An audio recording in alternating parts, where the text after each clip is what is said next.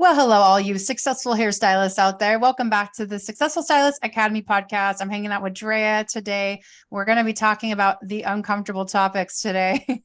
We are talking about navigating negative reviews. This goes for you as a hairstylist or as a salon owner. We've got a couple of tips that we're going to send your way.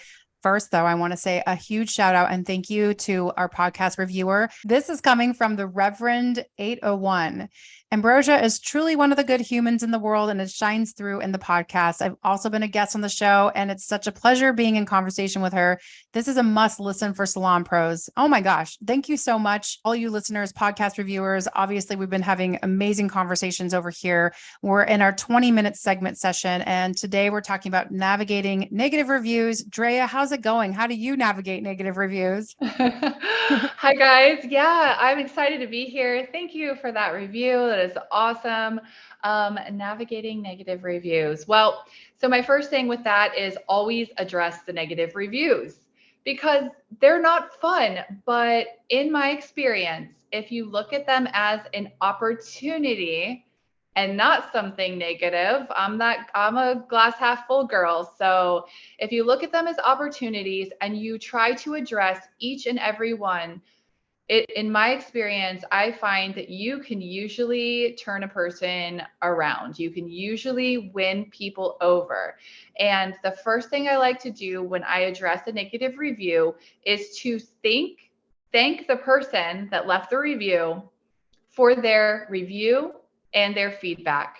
So I am just going to leave it really nice and simple and ask you how you navigate those negative reviews. I have a full list for you guys. So buckle your seatbelts. I'm going to kind of divide them into half. So I want to start out by saying I think it's really important to personalize the response if you can. So addressing the reviewer by their name, and if it's possible, if you know them personally, to just show that you generally engage with their feedback. And so using something like "Hi so and so" or "Dear so and so," like use their name if it's in the review itself. And then next, acknowledge their feedback. Start out by acknowledging that the client's experience happened and express your gratitude for their feedback. And so maybe here's an example. Thank you for taking the time to share your experience with us. So, "Dear so and so," or "Hi so and so, thank you so much for taking the time to share your experience with us." Next, apologize.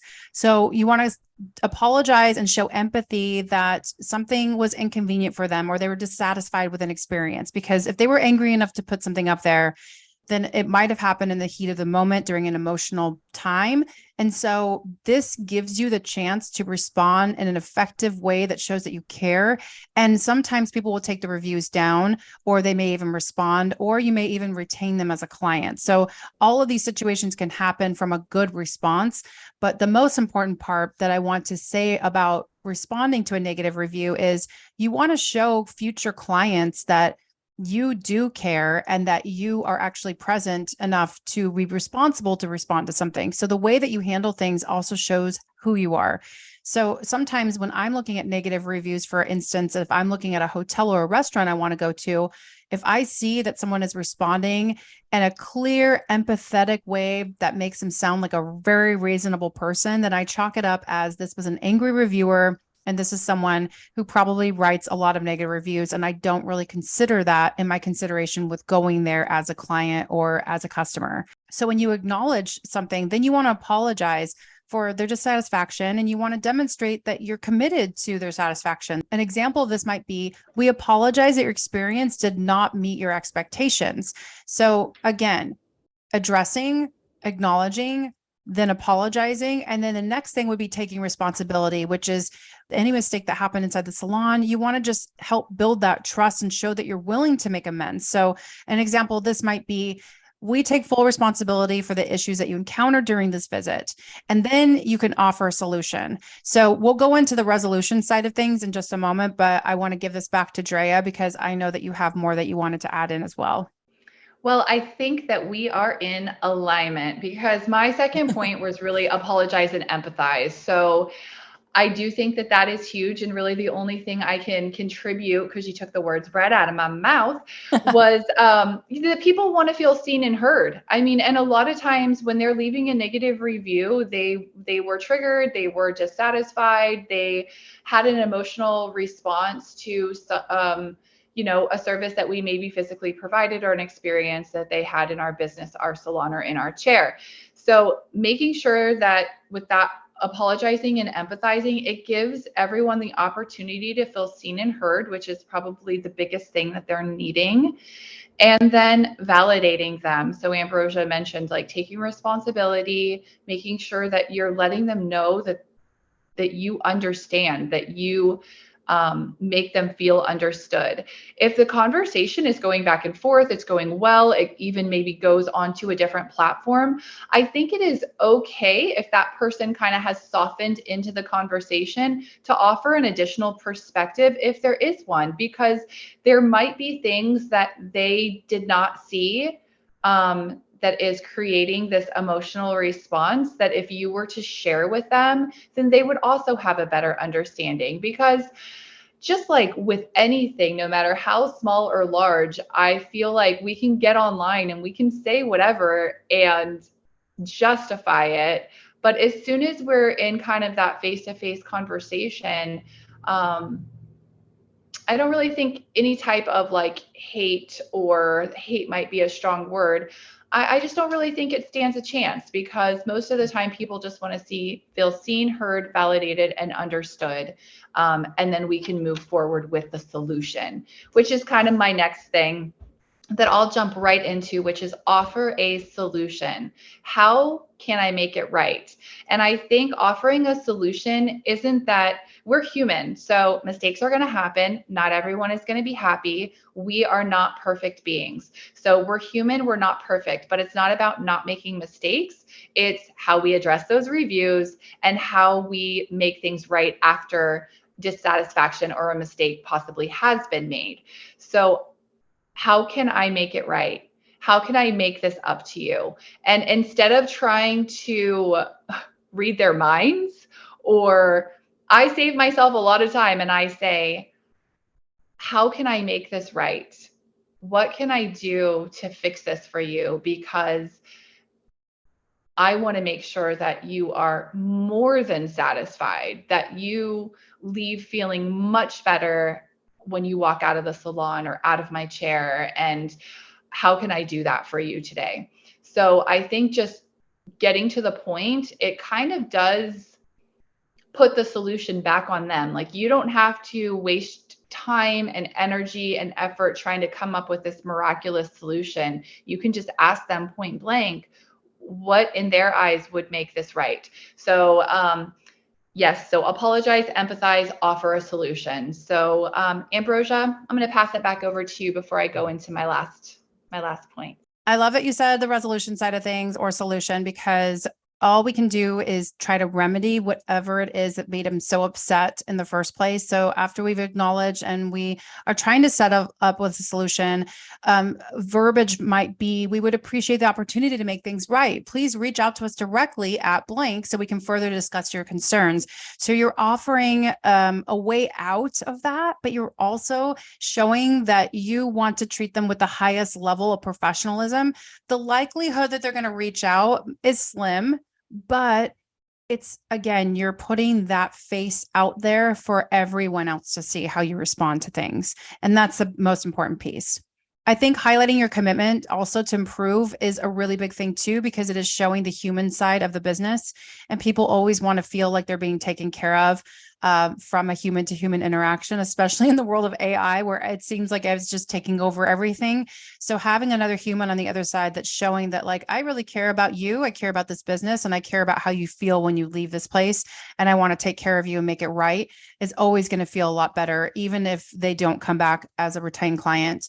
So I think assuring the reviewer that their feedback is valuable and that you're willing to improve your services, it demonstrates just like a higher level of commitment and also continuous growth. So this might look like something like, We appreciate your feedback, and it will help us enhance our services and better service our valued clients. Something along those lines. I mean, that sounds a little dry and stale, but something like that. And as a matter of fact, we actually have a list of top 10 ways that you can respond to negative reviews. So, and that's free to you guys. So we'll put that in the show notes as well. And then I will also add to maintain professionalism. I feel like that's kind of a no-brainer, but sometimes it's easy to come back to do the clap back, right? Where somebody says something that's negative and you want to defend your honor. I think it's really easy to say, it looks like we're not a good fit anyway, or ignoring or thumbs downing it or giving a face or whatever. Just try to just rise above it and maintain your professionalism by staying composed, avoid getting defensive, or even engaging in the argument. So I think responding in a professional manner would be being polite about your business, keeping your tone polite, being respectful, and then focusing on the issue that was actually raised in concern to begin with. And then encourage offline communication. We kind of went over that a little bit, but an example might be, we would appreciate the opportunity to discuss your concerns further. Please contact us directly so we can address them in detail. And then I think the last thing is just to thank them. Like, we genuinely appreciate your feedback, and thank you so much for sharing your experience. We hope we can make this right for you. I have just personalized the conversation by taking it elsewhere. So yeah, I think that it's great to let them know that you're not here just addressing your reviews for people to see, because although it is very important, and just like you mentioned, Ambrosia, like if I'm looking at something and I see reviews and I see that there are negative reviews, but that person has gone above and beyond to make that right, then I almost don't even look at that as a negative review. But just as important as that is for future clients possibly seeing that, I think it's equally as important to let this person know, I am willing to put in the energy and the time and the effort to engage with you elsewhere on a more personal, private level to make this right for you. So I do 100% agree with that. And then I have two things. So I do have that, because there are some people that you can't make it right with, and they are going to be negative, and they've already chosen that you can't make it right and you can't make them happy. And if they've already chosen that, no matter what you do, you may not be able to turn that around. And in that case, I think having like a closing message that you say and then not engaging, even if they continue to engage, is kind of the way to go and the way to rise above it. But again, thanking them, and even like I kind of do the like heaping coals of kindness type thing, where it's, your review really helps to make us better. So thank you so much for that. And then just as you mentioned, just like I hope that we could see you again. If we don't, I really want you to find the stylist that is the perfect fit for you. Everyone deserves to have amazing hair. I mean, you can really like just share with them what your hope is for them, even if that is not with you. And I think it says a lot about our character.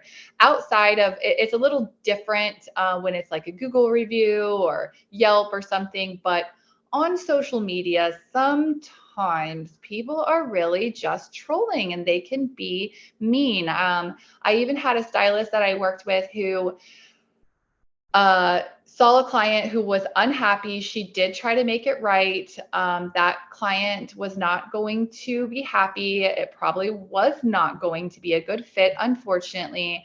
And that client decided to tell all of her friends, and her friends went and started putting reviews on that weren't very nice and leaving comments on, social media. And at that point, I do want to say healthy boundaries do include using the delete and block button sometimes. Yes, I would try in a positive way to professionally and kindly address every review. There is a point where you probably do need to hit delete and block, and that is perfectly okay. Austin Clone, who is a writer that I love his books, and he mentions, like, if somebody was to take a crap in your living room, would you just leave it there? And the answer is no, you wouldn't. And so it's kind of the same thing. If there's terrible, things that are just not kind and not okay that are being left on your page, on your social media page. It's okay to get to a point where you just delete and block. And so don't be afraid to use those buttons when they are necessary. Yeah, it's, I think I just have one thing to add on to that because it made me think of this very situation where we did have some trolls that were writing up some reviews on Google and Yelp, as a matter of fact, for the salon. And it was related to a negative, experience with a client and a stylist. And what's interesting about it is that number one, the stylist they were renting a chair in our salon. So they are technically their own business, but the client didn't know that. So they're leaving a review on the salon's business. So that can happen. So this goes back to the salon owner, like, be careful of the people that are inside of your team and make sure that if they're renting the chair that they are also handling things. And so I feel like that goes back on the salon owner. So I will take accountability for that. As a salon owner, I feel like my responsibility is to pass this knowledge on to other people to handle things in an efficient way, in a professional way. And also from those who are renting a chair, having check-ins and offering things like coaching or talking about these topics, I think is a really important thing to address because it's just being ahead of the things. It's not like we're getting a ton of negative reviews. As a matter of fact, they happen so far and few between that when they do happen, it's memorable. We're talking about it. This is years ago and it's still sticking with me.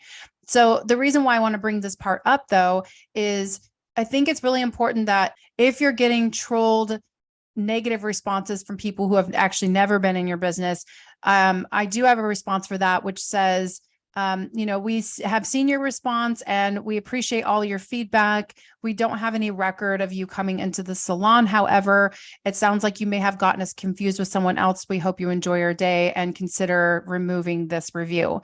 So you cannot block and you cannot, unfortunately, delete when someone gives you a negative review on Yelp or Google. As a matter of fact, Yelp is an amazing business because they will offer to you to pay for just a sum of a couple $100s to filter out selectively some of those, which I have a hard time with that because if you're paying basically to have the positive reviews push up to the top and you're basically paying for them to filter out some of the negative reviews, then is that right or fair? And is that even true? So I don't know. I just have a hard time with Yelp when it comes to that.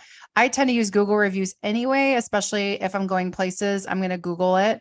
But regardless, just kind of throwing that out there, you cannot delete or block, unfortunately, with those type of reviews. But the way you respond, you still want to respond to people, even if they aren't a client of yours or they're a troll. And, sometimes that is a form of flattery. I mean, I've heard countless stories from people where they have a hairstylist who left that salon and then they turn around and they get everyone in their new salon to write up negative reviews. It's just like the whole cat fight thing. Ew. So I just wanted to throw I wanted to throw that example out there because it can happen. But regardless of how it is that we're handling reviews, we just want to make sure that we're always handling them delicately, elegantly, and we want to rise above it. And we want to be as professional as possible, have empathy, apologize for the way the person's feeling, even if that's not the way you intended, or even if that situation didn't even really happen that way through your perspective, because we always have to go back to perception is reality. And if the client perceived their experience to be that way, and they're speaking about that on a platform like that, that's the way somebody's going to read it too. So we just have to make sure that we're handling it in an elegant way. So anyway, we'll have more conversations like this. This seems to be the month that we're talking about those uncomfortable conversations, but that's why we're doing it in a podcast. And I'm so here for it. I know, Drea, you've got one last thing you wanted to chat about, so I'll give the floor to you. Well, I think that actually, well said. I think that kind of like wraps it up.